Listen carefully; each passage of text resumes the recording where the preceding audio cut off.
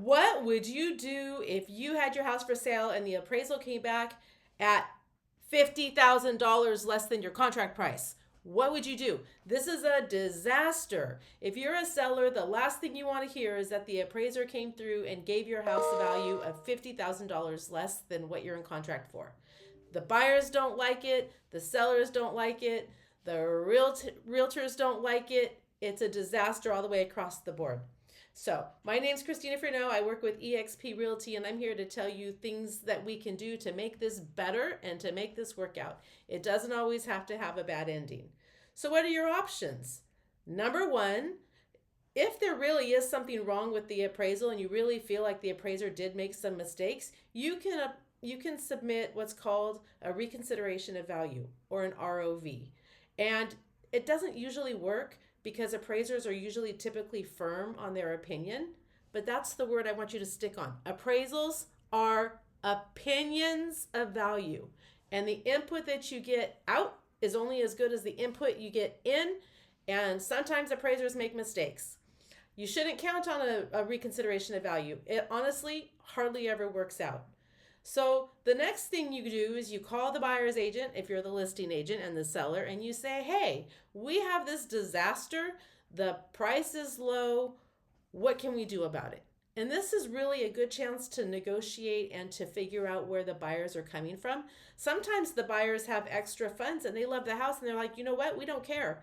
We'll pay whatever we need to do to get this house. We've got an extra $50,000 sitting around and we'll bring it in. Not a problem. And you know what? Lucky for you, seller, that worked out. Typically, that's not what happens. Typically, the buyers, even if they love the house and they want to bring in extra money, they can't. Most people don't have an extra $50,000 just sitting around.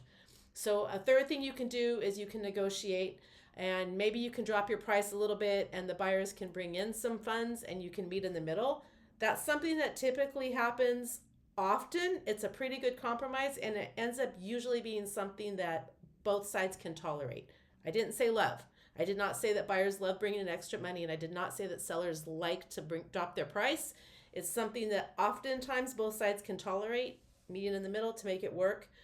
If none of those things happen, then the next thing that you can do is you can cancel the contract. And that's really the least enjoyable thing, because typically the buyers love the house and the sellers want to sell. So before you cancel the contract, there's two more things you can do. You can go ahead and get an independent third-party appraiser to come out, and this is useful sometimes. You have an outside appraiser who's got nothing to do with the transaction come in and appraise the house and give you an honest, fair, earnest, really good idea of what the house is worth. And if their opinion matches the opinion you had before, then you know you've got something that's pretty consistent, and maybe you're going to be motivated to work harder to make this transaction work. On the other hand, if the new appraisal opinion comes back and it's completely different than the first one, now you know you have a problem, and this problem could really be the lender side of the issue with the appraisal. So in that case, you can ask the buyers if they just want to start over with a new lender, because if you start over with a new lender, if it's a conventional loan, you'll also get a new appraisal, and that will give you a chance to reconfigure the transaction and come back somewhere close. And you have the added benefit of having an appraisal already that did work for you. So you can submit comps to the appraiser and you can show him how you reached that value. And typically that works a lot better. Worst case scenario, none of that works. You have to cancel and you have to go back on the market. And you know what? That's not a disaster too, because I've had some cases, and I promise this is true. Buyers leave, a new buyer comes in, and you know what? The second buyer is better than the first buyer. The appraiser comes in higher than list, and everything is magically perfect.